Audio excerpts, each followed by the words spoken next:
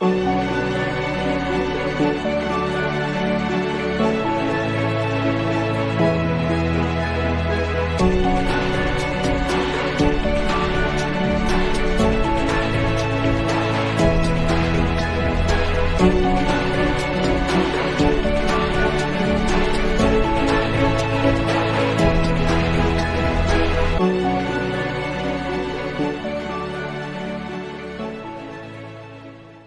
you a life coach who wants to make a difference in the world? Do you want to share your wisdom, passion, and experience with others? Do you want to grow your business and reach more clients? If you answered yes to any of these questions, then you need Life Coaching Today. Life Coaching Today is the largest platform on the web for life coaches, therapists, and hypnotherapists who want to enhance their visibility, gain exposure, and connect with clients. Life Coaching Today is more than just a directory. It's a network of opportunities. By joining Life Coaching Today, you will get access to a magazine where you can be featured and connect with over 30 million subscribers. Be a guest to our podcasts with over 55,000 subscribers. A directory where you can showcase your profile, services, and testimonials to thousands of potential clients. And that's not all. Life Coaching Today also offers a free 30-minute coaching session on Tuesdays and Thursdays, where you can be coached or meet your next client. A flexible pricing plan where you can choose the best option for your budget and goals. A dedicated customer service team where you can get help and guidance whenever you need it. So what are you waiting for? Join Life Coaching Today and take your life coaching career to the next level. Visit www.lifecoachingtoday.com and sign up today. Life Coaching Today, the largest portal on the web connecting coaches, therapists, and hypnotherapists. Hey everyone, good morning. I am texting a guest to see if I can actually reach her this morning. But good morning. My name is Kiddada Esmera Gray, and welcome to Life Coaching Today Presents. I have not had coffee yet, so I may take a sip of coffee at some point in time, but that's okay. But welcome for waking up with me this morning. Not that I don't love y'all, but I'm trying to reach this guest, y'all, this morning. So last minute kind of changes because I think that perspective is interesting and not mine alone is that important. So if you're listening, sister girl, we trying to reach you. So Yoruba, can you see if you can try to reach her on the back end? I would appreciate it. Yoruba is my wonderful and awesome producer. And so good morning again. I am Kiddada Esmera Gray, conflict coach with Life Coaching Today Presents. And I am showcasing my, when you get your hair done, I got my hair done last night. And I had to have big hair, y'all, because Diana Ross is in town tomorrow night. And that is one of my awesome birthday gifts. I feel like every week, it has been 2 weeks since I've spoken to y'all. So here are some quick updates. I celebrated my birthday, and hopefully that Yoruba will post photos of that so y'all can see those on Cat Williams' internet. And so, see, my sister girls, we went out and did high tea at the Ritz-Carlton because we're fancy over here.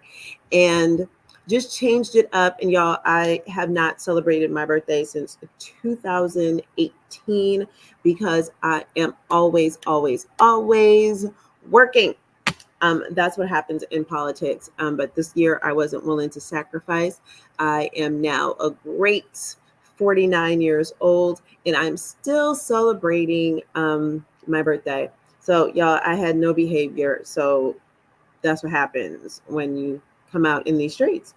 And I don't come out often, y'all, but why not? Sometimes you just got to do and change it up. I'm 49, y'all. I'm almost 50, which I don't even know what I'm going to do next year. But 49 has been great so far. I love it. So if you are awake with me, hit me up on Facebook. Tell me good morning. Let me know that you are here because we have an interesting topic this morning, a very interesting topic. If we look forward, this Sunday is Mother's Day. So I'm going to say happy Mother's Day from the Life Coaching Today team and the Life Coaching Today Presents team over here. And we are going to talk about something that's a little bit, it makes people feel a little uncomfortable. Some people kind of wish it would go away. But for me, I can promise you all, it has been in my spirit for years to talk about teen moms and what occurs with teen mothers.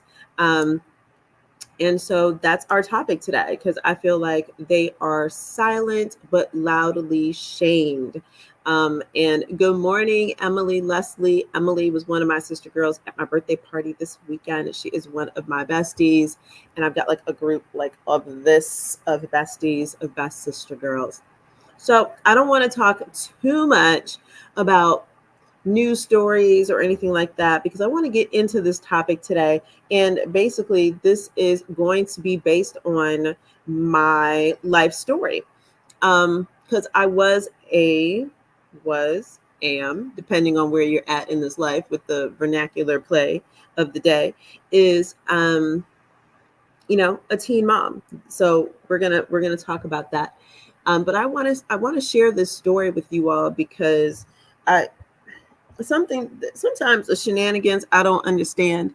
And we talk about here on the show, I talk about identity a lot, who we are, how we have our labels, and that is going to be a trend in this discussion today as well.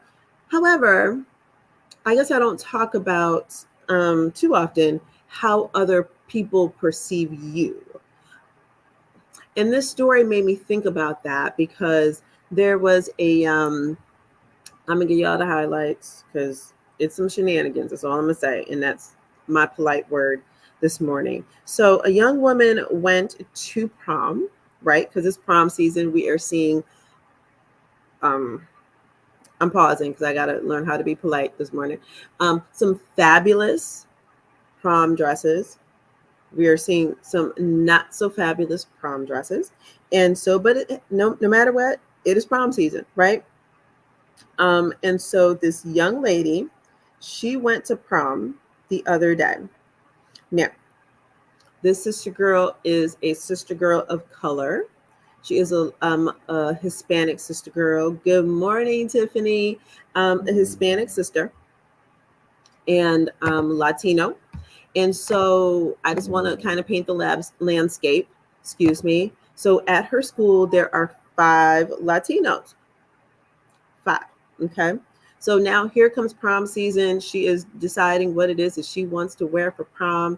And guess what? She decides to wear her quince dress. And I can't ever pronounce the larger word, quinceañera dress. These dresses are beautiful. And, they are worn as a coming out dress for coming out party when you are determined from transitioning from a younger lady to a woman, right? A young woman. And so that is the dress she wore. Y'all, why did they escort her out with security guards out of her own prom? Because they said she was, it was cultural appropriation. Now, here's why I talk about identity. Because she is a Latina sister who is wearing her cultural gown, and they accused her of cultural appropriation, and they put her out of her prom. They put that young lady out of her prom.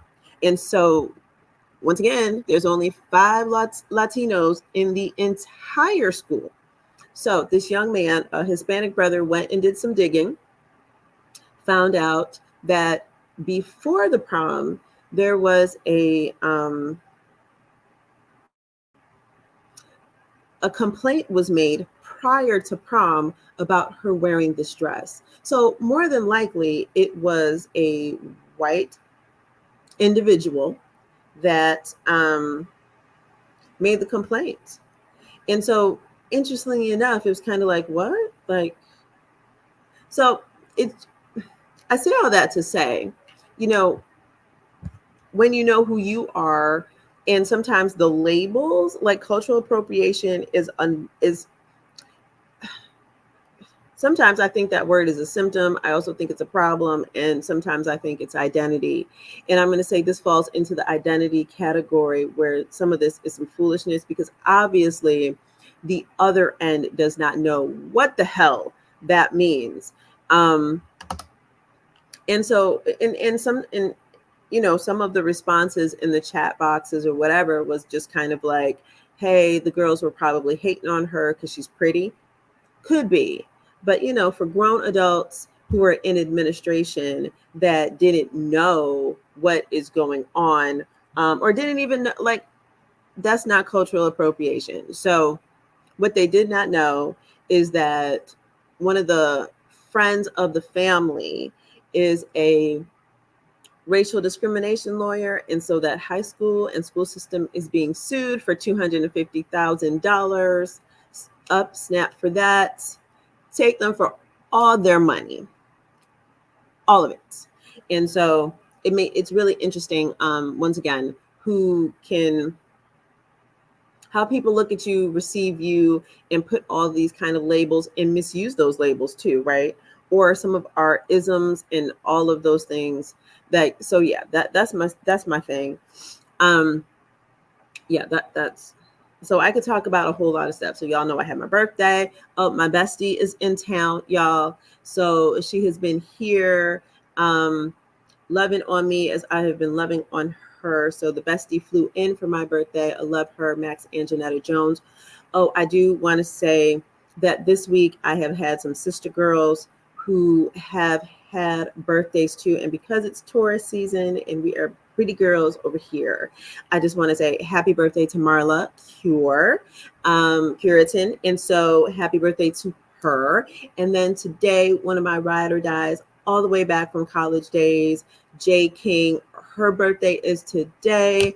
I don't know how old she is because she's an actress, and they're like 25 for life. So Yoruba, if we can take a break really quick, I would appreciate you, because Lord knows I need to take a sip of something, this coffee this morning, before we get started. And we are going to talk about, like I said, the title of Teen Mom. What about, I want to kind of dismantle this idea of shame and let people know you can overcome, but also give you all some statistics, because there's some really interesting information about teen pregnancies.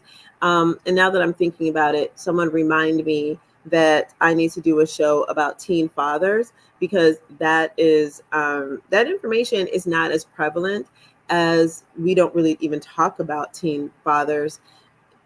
That would be an interesting show. I'm sure somebody would get in their feelings. I'm sure someone's going to get in their feelings about this show as well today. So if we could take a break, and maybe we can't. So I'm just going to go ahead and take a sip, because y'all. Welcome to Life Coaching Today Presents, hosted by Kiddada. One of the biggest challenges for coaches, practitioners, and hypnotherapists is getting clients. As coaches ourselves, we know how difficult it is on social media to stand out and gain credibility.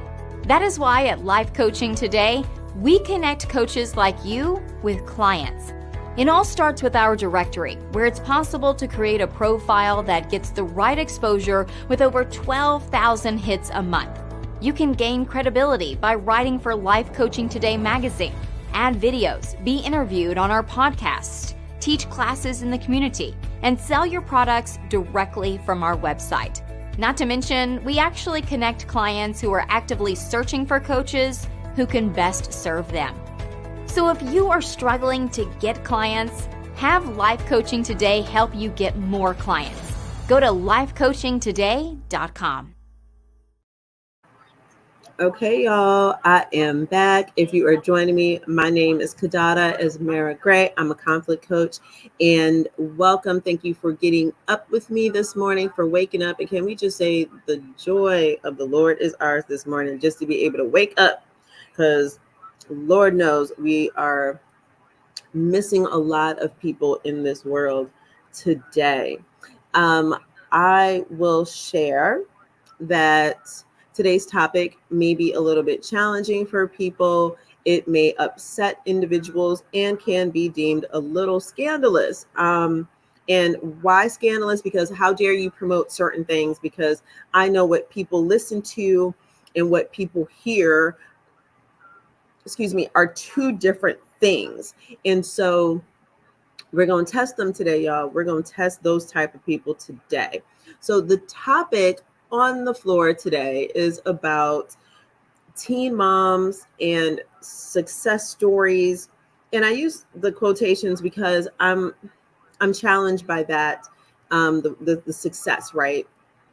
But we'll get into that. And I am going to use my own story as a guiding light. So I don't know, y'all, where and how this conversation is going to go, but I do want to begin with some statistics.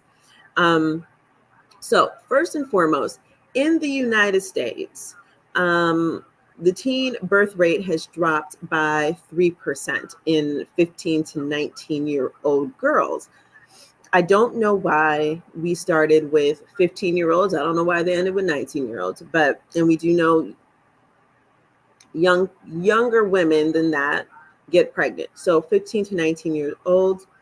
And then what's interesting is since 1991, that birth rate has been dropping, with the exception of the years 2006 to 2007. I don't know what occurred in 2006 and 2007 that it shot up and increased, but it did. And so those are some interesting statistics right there. So it is decreasing. One of the other things is that I want to tell you all that in Western nations, teen pregnancy is seen as a social issue and a bad thing. And those countries are in the United States, in Canada, Western Europe, Australia, and New Zealand. And since I live in the 50 states of United States of America, we're going to focus here. So I thought that was interesting that socially, what I mean by socially, for a clear understanding, is how it is perceived to be a teen mom. What is the thought process? What people think about in their heads when they see a teen mom, when their daughters become pregnant, when the churches find out a young woman in the choir is pregnant, right? So, and we see it as a problem. One of the main things is because not necessarily that they're pregnant, it's because that they're unmarried and pregnant. I thought that was extremely interesting. So interesting. Out of all the countries and continents in the world, Africa has the highest rate of teen pregnancy. And that's a little different culturally. And because there are so many different countries, we still have tribes and everything over there in Africa. So to study that is just amazing. And to figure that out is too much. So if you know me, I'm a why person. Why is this occurring? So we talk about the social determinants, meaning the reasons why that things are occurring. And so I always go to research. If y'all don't know me, if y'all don't know Google Scholar, find it, because that's where the facts lie. Okay. And so I just want to say, I want to make a clear clarification, because a lot of research uses the language may be. They are not confirmed. May means to believe, to think so, versus are. And most of us, meaning A-R-E, most of us live in the space of are, which can also mean a false belief system, right? So to be true or almost to be true, right? So there's a difference. And so here are some reasons why teen pregnancy may occur. So that is young women may have low education, low income levels. They actually might be in foster care. So that is some of the highlights. Now, I'm just going to tell y'all what I did not see in the research. Nowhere in the research did it say that these young women are fast. They didn't say they were hypersexualized. That is not in the research. So I just want to point that out. And I also want to pause and say good morning. I see I have some family members here. I see Gloria. I see my auntie. I see Miss Colette. Some of my sister girls are in the space. If I missed you, that means I can't see you. That's all. Don't take it personally. So good morning to you all and welcome. So I just want to say that again, because my mind works in the space of why. Why is this occurring? And so nowhere did it say that these young women are fast. And I'm using language that is more mainly used in Black communities where, you have young women that are half naked or they're really seeking out relationships and sexual relationships with men. So that is not in the research, y'all. Not at all. So that's just something to think about. I like those kind of things because sometimes we need to know the whys. But there are definitely challenges with the story of teen momhood. And I want to just give it a little political spin because I want to say I'm not championing, that's what I'm trying to say, championing young women going out to get pregnant. I'm not, because like I said, I was a teen mom. I literally had my son, my first child, a month before my 16th birthday. A lot of people are really shocked by that because guess what? I did not meet any of those criterias of the May. I didn't have low education. I didn't come from a family of low income levels. I had foster care. I had a mommy and a daddy and all of those things, even though my parents were separated, but I still had a mommy and daddy. So, and I couldn't have been deemed fast because I got pregnant the first time that I had sex or tried to have sex, and that's a different conversation. And I had some understanding of what sex could do and happen and all that kind of stuff.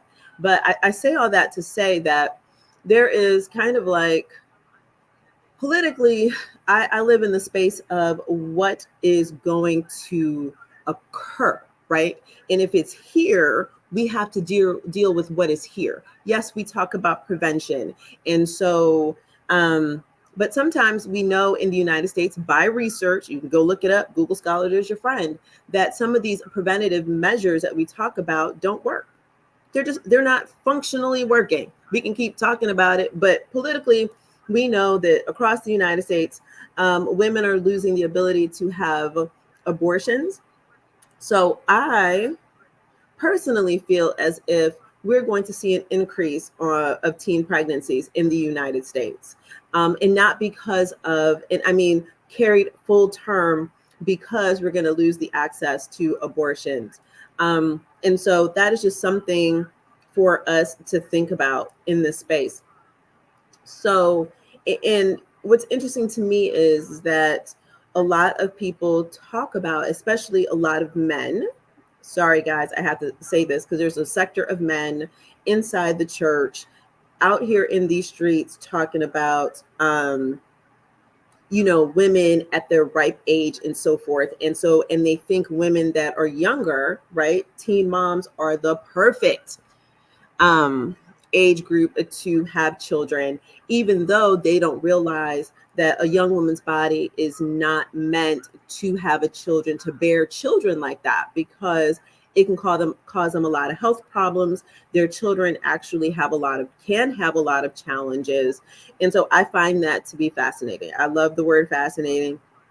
Someone give me another word. Go to the thesaurus. So yeah, it is a very interesting thing. So onward and upward in this conversation. So like I said, I was a teen mom. And I want to give you all my perspective as an adult woman now, 49-year-old woman, to what I can tell you is the truth of my story. I cannot speak of the truth of to my parents and what they emotionally endured when they found out that I was pregnant. So I want to note and put a pin in that, because we never talk to the parents of their daughter and their sons when they find out that there is a baby on the way. So someone write that down, because one day I will talk about that as well. Hey, Marcy, good morning. So here's what's interesting. So when I was 14, 15 years old, 16, 14, 15-ish. So I was about, soaking wet, I was about 99 pounds. And that is significant in this story. And I was a high achiever. Overachiever, I'd probably say that. So I didn't meet certain criteria. And for all purposes, I would say, like, I was a rule follower. I didn't get in trouble a lot. One time I cussed out one of the teachers because they wouldn't let me talk to my brother in middle school. And I told him he'd kiss my ass, and I went to in school detention or something. So, what was to come, who knew, Lord? Because this mouth here is slick. So I didn't meet the criteria of a young woman that was, deemed to be a teen mom, whatever that social determinants are.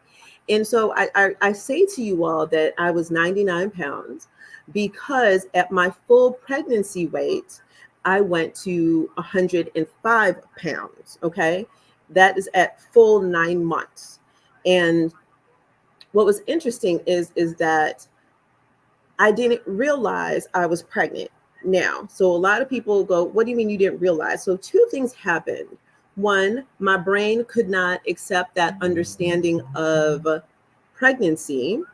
And then two, my body, as spectacular as the human body is, did something very different.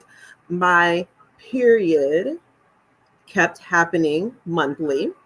So to a 15-year-old girl's mind, I can't be pregnant. So I'm 99 pounds, y'all. And it was not my parents who noted that I was pregnant first. It really wasn't even me. It actually was my track coach, because I ran track from 3rd grade all the way into college. So what I recall is that my track coach pulled me aside one day and said, your body is changing. Are you pregnant? And I was like, what are you talking about? Like, I don't know. Because when I tell y'all I was a hurdler, I ran cross country, I ran every day. So there was nothing to me that was like standing out that was anything different. So I was in great shape. I was running all the time. So my track coach said something to me and I was like, no, because denial is a real thing. And you can actually disassociate. And so it did not resonate with me that to be true. Till this day, I do not know how my mother found out. I don't know. I don't know if I told her. I don't know if my track coach called her. I don't know. But when my mother found out, of course, she was upset. My mom fell into when my mom was pregnant with me, she was a teen mom. So just let you know, if you were a teen mom, more than likely, by research studies, your child, some of your children may have teen pregnancies as well. And I recall us going to Planned Parenthood and like going to get checked for the first time because I had no medical care. And so this is because I don't know, y'all, I'm 15. And so let me tell you something. When we look at young people, we need to accept that brain function and brain design the brain is not fully functional until 25, I think it is. And so some things that young people endure, their actions that they take, it doesn't process well. So I could be book smart. I don't know. There's not much about the world I couldn't say that I knew at that time, right? I knew certain things, but your brain is not there. That's just science, y'all. So y'all can argue with your mama on that one. Not this weekend, because you got to celebrate your mommy. So we went to see if I could have an abortion because I was not opposed to it. And let me just say this to you, that I don't recall having a conversation with my mother about what actions I should take. So put a pin in that, because I'm about to be a mother. And so I don't know if my mom made that decision for me to say, okay, we're just going to have to go get an abortion. And if you know me, my mommy is a ride or die. So this is not I'm throwing my mommy under the bus story, because she was being a parent to me. And I am blessed for that. So, but we found out that I was like 6 or 7 months pregnant and could not do that. So, it is my I don't remember, sophomore and junior year. And what do we do, right? Mom is having I'm going to be pregnant. Like, y'all, let me tell you something. When it kind of hit me, I remember thinking, oh my God, the very first thing, because this has stayed with me all my life, is that I don't want to be a statistic. Now that's interesting, because in the world of identity, as I talk about, it wasn't as if it didn't dawn on me that I had already had labels and statistics, right? Because I have statistics because I'm a Black girl, right? I have statistics that I'm a woman, but I distinctly remember, oh my God, I don't want to be a statistic. And so that meant, like, I didn't want to be a teen mom, because I knew that there was such negativity around being a teen mother. It is like, and this is where I talk about the shame, right? I know young women have been put out of churches, they have to drop out of school. In fact, teen moms have like 50% of teen mothers don't graduate from high school. And so I just knew it was a bad thing, right, to be a teen mother. And I remember I did not want that label. But what could I do, right? Because I was there. I was already there. But I also made a decision in that moment where I was just like, well, you know what? I can't, I'm not going to ever get married. I'm sorry, y'all. And I said I wasn't going to cry. And I forgot my tissues today. But I remember that at like 14 and a half, 15 years old, that, so I made that decision, y'all. So here I was as a nerdy girl, and my mother did her best, right? And so I love my mother, y'all. And so, so now we got to go into action. But before action, I want to pause and I want to stay with this idea of shame, because let me tell y'all, it hurts my heart to think about what young women have to go through, because I went through it. And I can tell you, I have a huge family. I've got a lot of women in my family, and I've got family members watching this show now. So if you know me, I'm gonna tell the truth. And so I didn't have a lot of my family members that were supporting me, and my mother and my father. And I'm just gonna say that too, because, and I don't know all of the conversations that were had amongst the adults. But I do know one of the conversations that made it back to me was simply this, and this is what was said about me. Because of the relationship that I had with certain aunties in my family, that they said, well, now I hope this will put her in her place. That is what was said about me. And that sits in my spirit. And I'm still, y'all, listen, I usually don't share, swear on the show, but there's just some folks I don't fuck with in my family because of stuff like that. Because I'm like, you should not harm a young person like that. But it's true. That story is true. And so I had family members who literally thought, if I were to, because I was pregnant, that because I was so smart, because I was successful as a young person, because my one job was just to be a great student, that they thought because I was pretty, they thought because of all of these things that me being pregnant was going to put me in my place. And I'm grateful for my parents for not, thank you for that, for not putting me out. So I came from a middle class family, y'all. So in the school district that I came from was like the top school district. So I didn't get put out of school. I didn't. My mom actually took me to a school in Syracuse, New York. It was the Florence Crittenden School for teen moms. And so this school is fantastic. And these schools are across the country. And Florence Crittenden, I'm telling you, an amazing, amazing woman who had the heart to take care of young teen moms and say, we cannot throw them away and we have to give them care. And so the school had doctors on the premises, education on the premises. But guess what, y'all? I couldn't go. I couldn't attend the school. I toured the school. The principal took my mother aside and said, we cannot keep her here because educationally wise, we cannot give her anything because she's at the college level. She is at the collegiate level.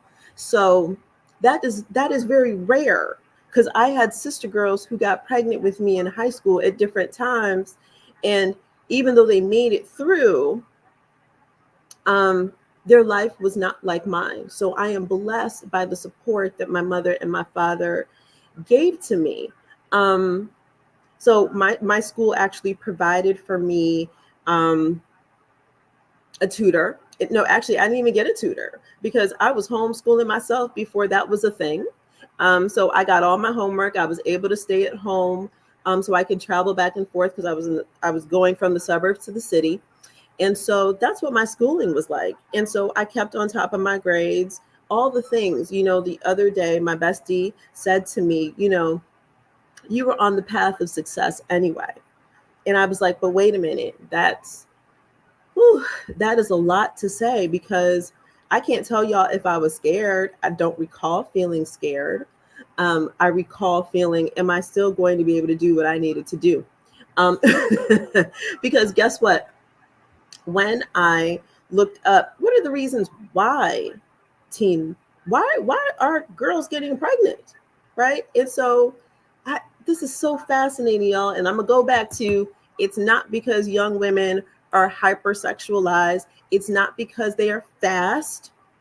Do you know a lot of young women get pregnant because they cannot foresee that their goals, that their dreams, that what they are wanting for their lives may come true. They've given up. So imagine at 15, you feel like the life that you want, you can't have. So what you choose to do is get pregnant and have a baby so that way you can pour into that child. And on the reverse side of it is that that child can pour into you. So that is one of the main drivers. And I loved that article because it was just like, oh, wow, interesting.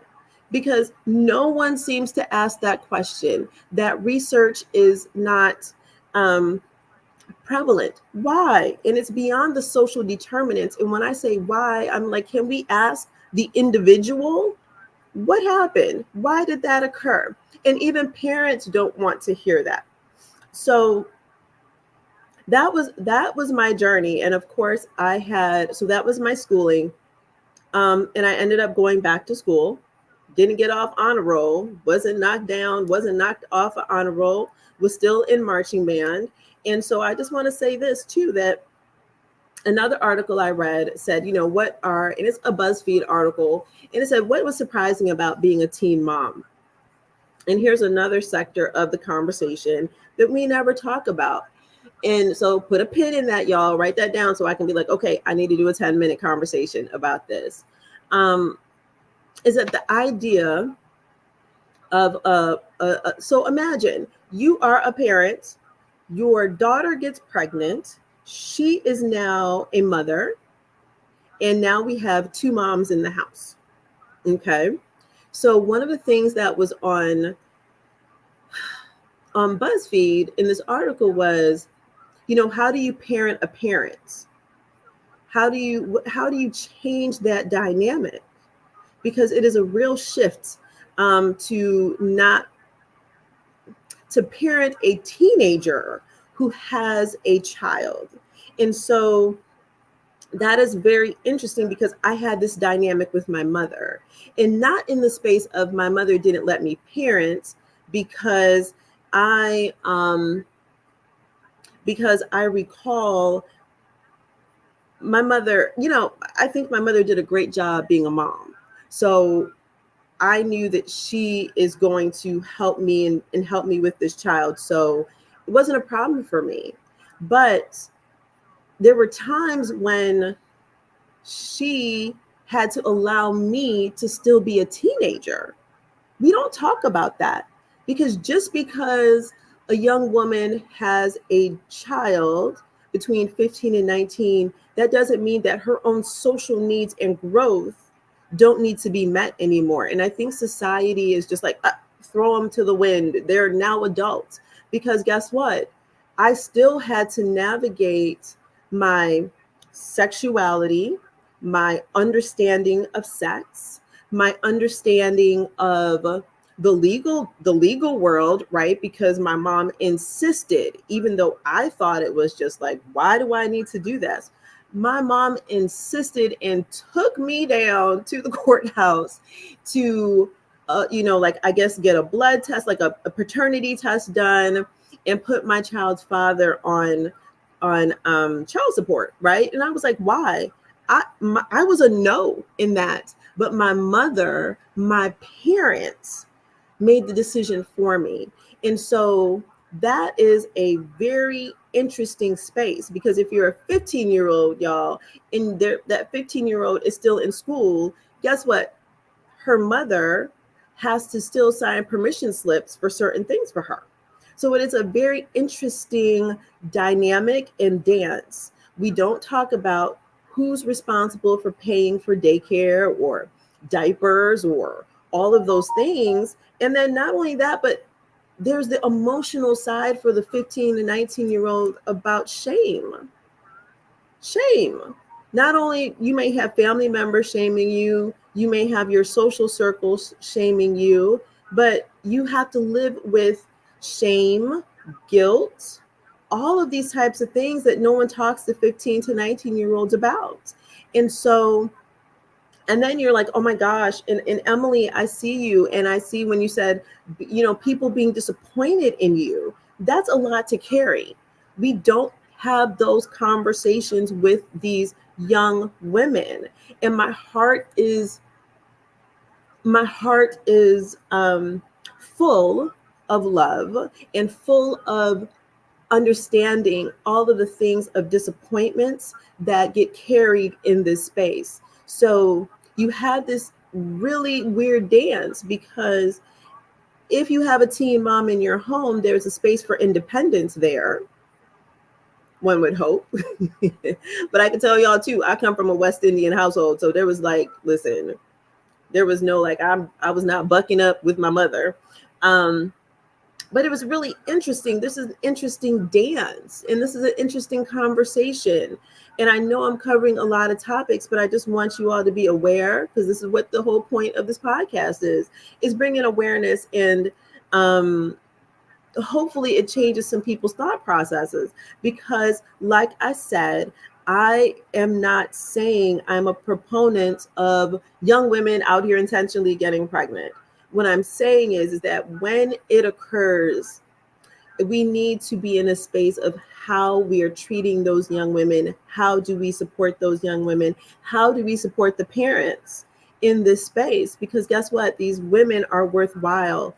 And, the shame, the disappointments, the name calling, because women like that are called whores, and they're fast, and, all of these types of things. And then to say that, and I have to breathe, and then to say your life is over with. Good morning to Maju. Hey family. Hey cousin. Love you. To say that a woman's life is over with. And I promise you, that is the, when I'm told, that I hope that puts her in her place.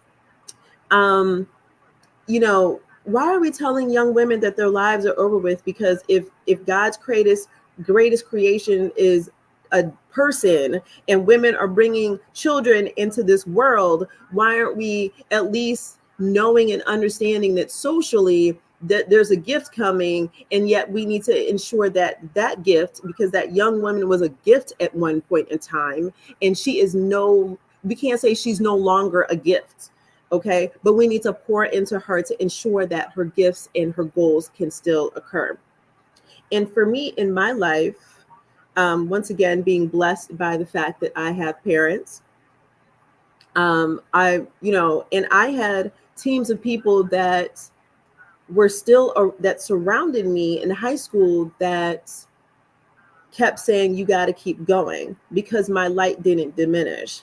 And so it was interesting, because a conversation that I had with my mother was, I didn't really have a conversation with my mother. I am, like, I went to work because in my mind, I was like, my mommy is not responsible for this child. And just let you all know, my child support at the time was $25 a month. And y'all, I still don't have the $25. It maxed out at, I think it maxed out at $4,500.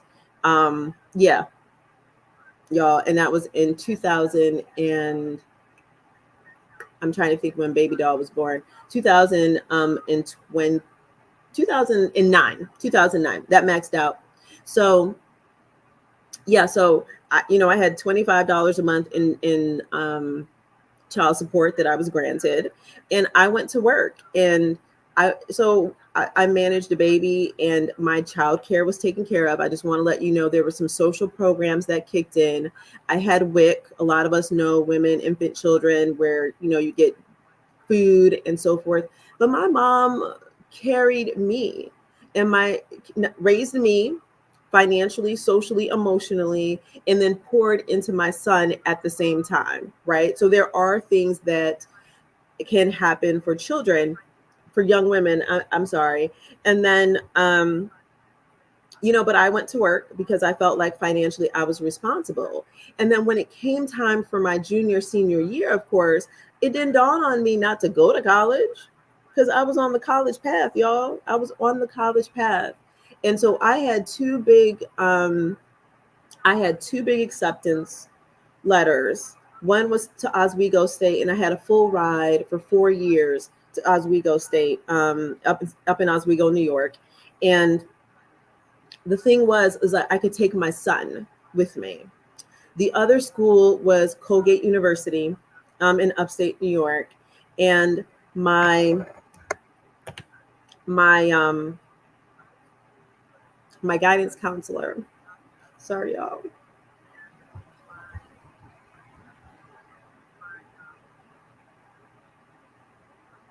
intervened, because I was going to go to Oswego State so I could take my son with me.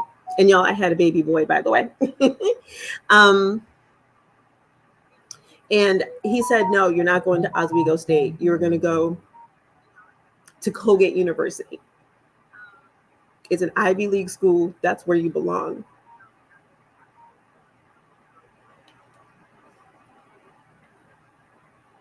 And so then a different choice had to be made.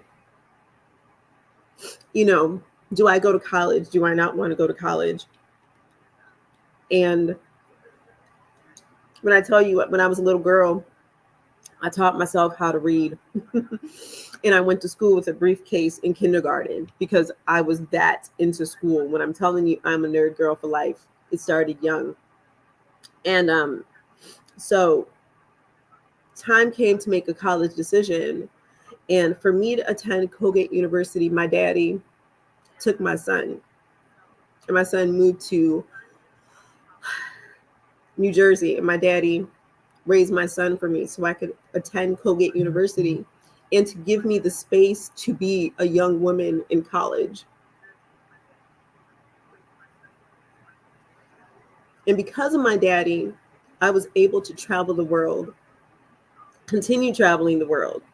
I got a great education. But a lot of women, like it's not like that for me, because they are thrown away, and they're made to stop. When I think about all of my sister girls, and I've got a lot of sister girls, and thank God for Facebook that I can see how they have been, how it's possible for them to have had children and go on to live their lives. I was so impressed when, because my life went on. I became an IT consultant. I guess I'm a success story, right? Because that label could have been something that was supposed to stop my life. And I mean, like, I have sister girls now, like I said, we are 49 years old, that are just now getting their college degrees. So they worked different types of jobs just to ensure that their children were taken care of. And I have mad respect for them, but it breaks my heart. Like, I had a sister girl that I promise you, I came, when you go back home from college, or you go back home after you graduate, and I moved out of state. I didn't live in New York State after graduating. And I will never forget finding out that my sister girl, whose dream it was to become a flight attendant, and in high school, she had 2 children already. And when she became a flight attendant, I'm telling you the joy I had for her, y'all, in the joy for the fact that her foster mom took care of her and her children with great pride. And I know that's not for everybody. And I do have a question on the table, because I see someone says, how do we break this stigma? Well, I think it's about the value, right? And let me just say this. I think it's okay to go into shock. I think it's okay to have dreams and hopes for your children. And I think we need to be very honest in our society around sexual behavior, increasing our knowledge base around what resources are out there, and how do we make a plan for this young woman. The other side of it is that, can we please start holding the young man accountable, because everybody is not Mary from the Bible. So we all just didn't get pregnant by ourselves. But the stigma comes from individual value systems, right? If your value system holds a space of shaming somebody else, you're not living your life right, in my opinion. If you feel like a young woman is a throwaway person because she had a gift inside of her, your value system is not right. So in that space, and we got to talk about this. That's why I mentioned the word shock, because shock is something that, can we just say, it freezes your body, it freezes your brain for a moment, where you're just like, you cannot understand, and you don't know how to process something, and you don't know how to act. So I'm okay with that in regards to parents and society going into that space. But guess what? We cannot stay in that space where we move into a harmful space for that young woman. And when you move into the space of harm, not only are you killing the spirit of that young woman who is already emotionally taxed, because she doesn't know what's going on with her body. She may not understand how this world is going to change for her. But that is a societal thing, that look at our value systems, right? That is something we don't think about. And I remember, so in 2009, right, the show Teen Mom came out. And I think I watched one episode of Teen Mom, and I was like, this is some foolishness. And let me tell you why. So, in the world of reality TV, when they are seeking people to put on TV, it seems like they select the most problematic dynamics and families and all that kind of stuff. And Teen Mom, I still don't know if Teen Mom is still on, but that was the messiest thing I have ever seen. And it was just messy. Socially, it was messy. Emotionally, it was messy. Because the other thing about this is that We need to be able to understand that a young person should not be thrown into adult situations without guidance. And so you might say, but wait a minute, they got pregnant. That was an adult choice. Okay, let me just tell y'all something. There are 30-year-old women, there are 40-year-old women who get pregnant and still don't know what the hell is going on, and can't make the best decisions in that space. But I say this to say that the guidance still needs to be there, right? The guidance still needs to be there. The families need to come together and try to work together around how do we manage this dynamic. And dear Lord God Jesus, can we please stop forcing young women to stay with the little boy that they got pregnant with? Because that it may not be a fit. So that is causing conflict. And that is something else, right? Remember, I said in Western societies, like the problem is like they're unmarried. These young women are problems because they're unmarried, because they're having children. A child, that young woman does not have to be with that young man. Just like an adult woman doesn't have to be with a man that she got pregnant with. That does not, that's my stance. Okay, that's my stance. And so Lorraine, that's my cousin, y'all. She says, I once heard of a young lady who committed suicide because of the shame she felt. Yeah, I'm telling you, shame happens two ways. It's an internal and it's an external thing. And so if your internal shame, if your internal shame is motivated and grown because the external shame is being laid upon you, I can see her breaking. And may she rest in peace, because now her family has to understand and know the loss, and the reason why she's no longer here is because of what was put upon them. And that's not to say, I promise you, that it's not a hard journey. It is a hard journey. One day I don't have a lot of time, because I will talk about some of the losses and the conflicts around somebody else raising my son for 4 years. Because I'm telling you, it was a whole mood. It's a mood, as they say. And there's a lot of challenges around that. It's a lot of challenges around trying to be a parent when you are trying to figure out who your own identity is. And moms don't have handbooks. It doesn't matter if it's at 15 years old up into, I don't know, 60 something. I don't know how long women are having babies. But we do not come with handbooks. And when you have a young person trying their best to determine who they are, raise a baby, still be a daughter to parents, that is a whirlwind of emotional challenges, emotional conflicts, and social conflicts that are present. And so it's interesting. Because, the idea of a success story, I was looking up. Can you guys still hear me? Because my microphone just went a little wild there. What is deemed to be a success, right? Because for the first time, I'm just like, it's time to throw away that label of teen mom. But it fascinates me because a lot of women that I know that were teen moms, here's the first thing that fascinates me. They are in service to others. Hear me when I say this. They are nurses. They are therapists. They are on path to serve others. I can look at my sister girl crew and go, wow, we all work in service. I find that to be so interesting. And maybe it's the idea of giving back to others what was not given to them. Maybe it's the idea of giving other people skills that they themselves didn't have or no one poured into them. So I love that. Two, I just say, let's throw away the stigma of being a teen mom. Like, it's the death of death. I mean, you would think a teen mother was like the worst of the worst. Not the teen father, but the teen mother.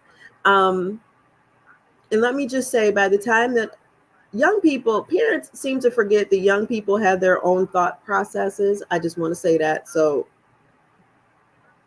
15, 16, 17, they're already going into their own identity, and mom and dad's responsibility is to help guide and give and share life stories and so forth. I have 3 children. That's what I do. But the fact of the matter is that young people go young people and do what they do. And I am not a product of parent amnesia where I forget what it means to be a teenager. Because Lorraine, that's the other thing. Let's not forget what and who we are, who we were as young people, because that is going to stop some of this shame. Because I promise you, the idea of shaming a young woman for having sex when you knew you had sex as a young person, don't think you won a prize just because you didn't get pregnant. That's a fact, because life will life at certain times in your life. And so to me, a challenge is just a challenge no matter when it occurs in your life. And so so the idea of success, right? Like I've had 3 children.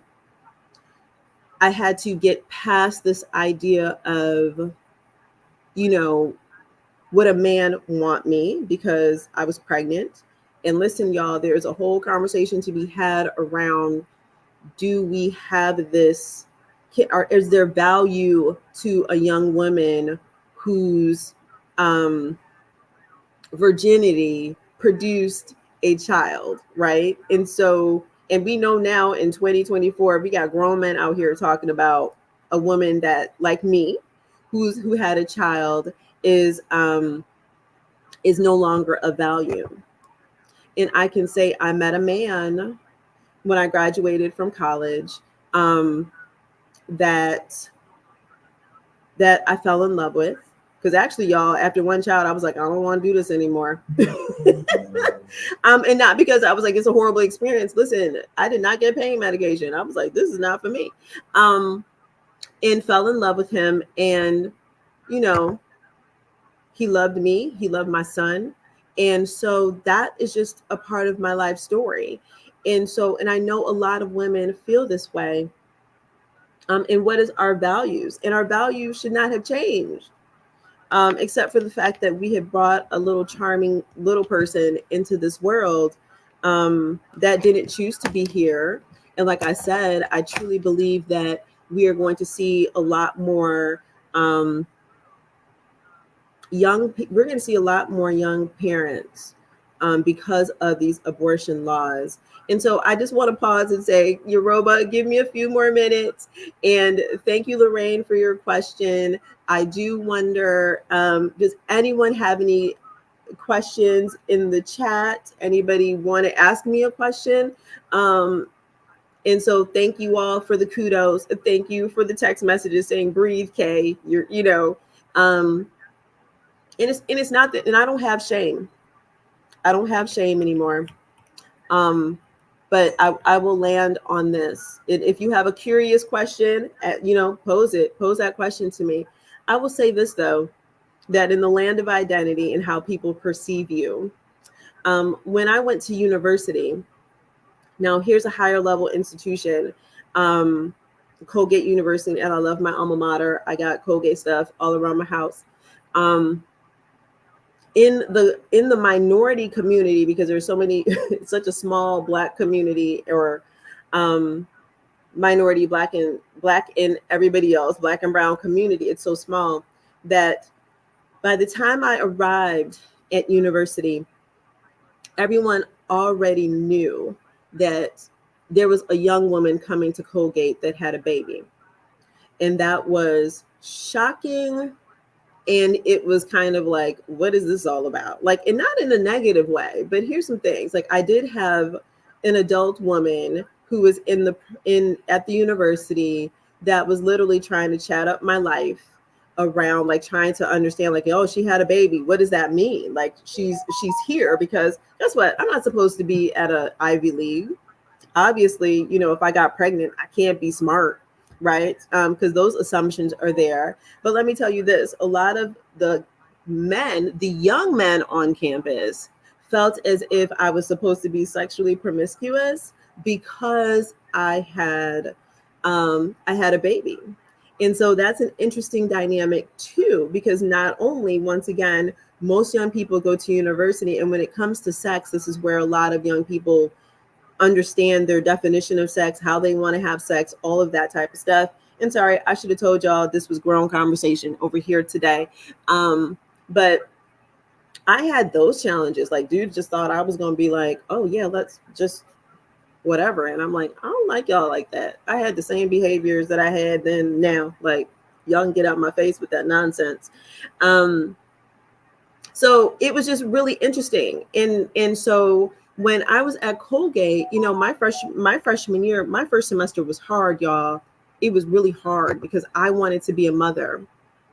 And I don't know if most people know this, but like I almost flunked out my first semester because I didn't really talk to my professors about it. I didn't go to initially I didn't go to my I can't even think about what his title is in university, but you know, like your own guidance counselor, that kind of thing. But I got called into the office because they were like, what is going on? And I was just like, listen, I have this baby. My son was 2.5 when he went to go live with my father. And it was hard, y'all. It was hard. And I would sit in class and I would feel the guilt of not being a mother and not having him with me. And so when the school administration found out, they gave me such grace around. I mean, I think they even let me go to New York for a while to see him and then come back and reset. And I had to learn how to be a parent from a distance. And I had to learn how to be a college student that didn't have this parent title. So my titles kept shifting. And then my senior year, I actually brought my son to college with me. And that in and of itself was wild too, because he was the most famous person on campus, y'all. I mean, like he was in the dorms. People would come and take him for play dates. He would play with the soccer team.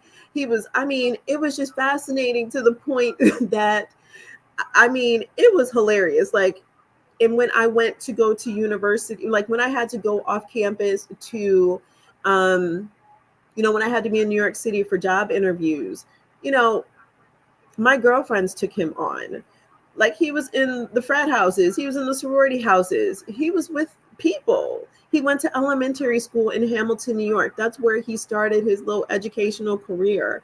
And then now at that point in time, I still have to figure out how to be a parent to him. Because one time, I'm no lie, I wanted to fight him, y'all, because he has a curious spirit. And at 5 years old, he decided he was going to throw away all my earrings. I was hot. I was a broke college student, y'all. And so with, trying to deal with those dynamics.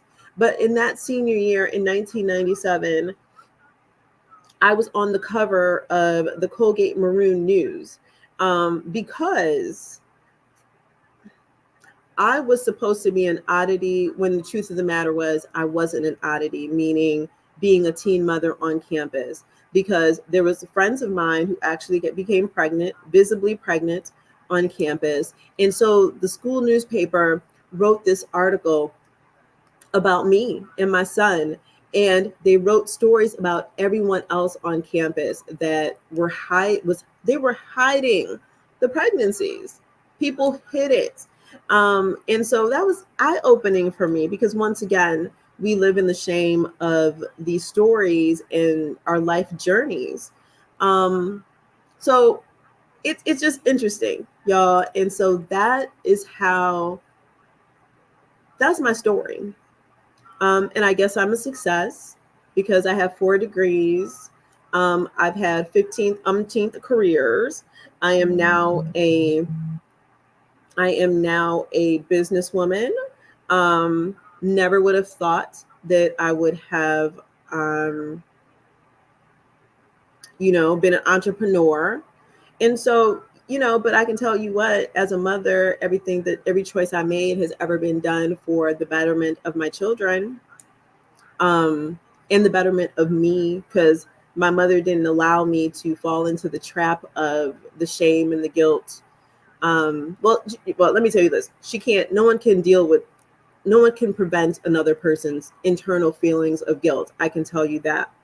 So, because I don't like to keep my producer over too long, I just want to say thank you. Thank you for listening. Hopefully I gave you a little bit of insight about some things that maybe just to think about. How do you support?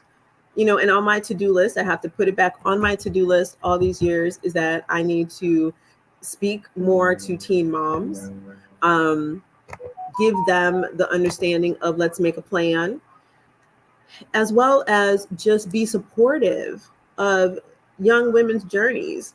And young women, I mean, all the way into your 20s, right? Because I know some of us have parents that got pregnant at 19 and 20, still don't know. We still don't know. But the community is there. So I'm going to close, and I see Tracy. Hey, fam. Are you coming to Atlanta in a couple of weeks so we can jump up? Tracy said one of her closest friends was a non-traditional student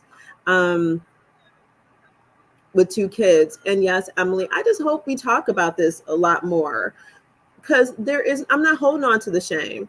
And I think that a lot of women kind of throw away that title and that label because it carries a lot of judgment. And I can't judge you for, if we want to call it make a mistake, if you got pregnant intentionally, that's your choice. Because everything has consequences in this life, and we got to be in the space of accepting them, whether they're positive or negative. And so, but when we're grown, I'm not going to allow anyone to shame me, not when I have accepted all the things in my life. And I just feel it necessary to say, if you belong to a church that believes in shaming young women and punishing young women for becoming pregnant and not sharing that same punishment with young men, I have a problem with you. I'm just going to say that. Get out the church. I have a problem with that church. Y'all can tell the pastor to come for me if you want to. But I just want to say that I did kind of want to say, like, who are some famous teen moms, because who are also success stories. And I'm just going to define success as in the space of something that we were not expected to do, but overcame and did it anyway. So Loretta Lynn, famous coal miner's daughter. Oh, I love me some Loretta Lynn, y'all. Aretha Franklin was a teen mom. Fantasia, who I love to death, was a teen mom. And Sophia, what's her name? Vergara, the actress, was a teen mom. And I can name so many of my sister girls who were teen moms as well, that despite the shame and the judgments of this world, decided to go ahead and fight for their lives, fight for their goals, fight for their dreams, no matter how long it took them to achieve that. And so I am going to end there on that. And so thank you for joining me this morning. Thank you for listening to me. Thank you for allowing me to take deep breaths and shed a little bit of tears, because it's just a space of love that I have for everybody. It's a space of love that I feel like we need to give to others. And just know that the journey that we are on, called life, is full of challenges. And being a teen mother is one of them. That's not the only one. And life does not end there. So I appreciate you all. Have a good day. If you all are in Atlanta, y'all, it just got really dark.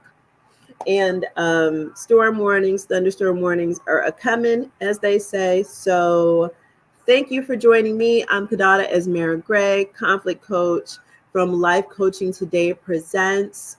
Thank you, thank you, thank you. Onward, upward. Love you all, fam. I need to see y'all soon. Soon come, as they say. Till next Thursday, y'all. Bye. And don't forget to vote. Thank you for watching Life Coaching Today Presents, hosted by Kiddada Gray and produced by Aruba Saad. Our mission at Life Coaching Today is to empower your health, business, community, and life. Check us out at lifecoachingtoday.com. Everyone here at the True Awesome Network would like to remind you to like, comment, subscribe, and spread awesome.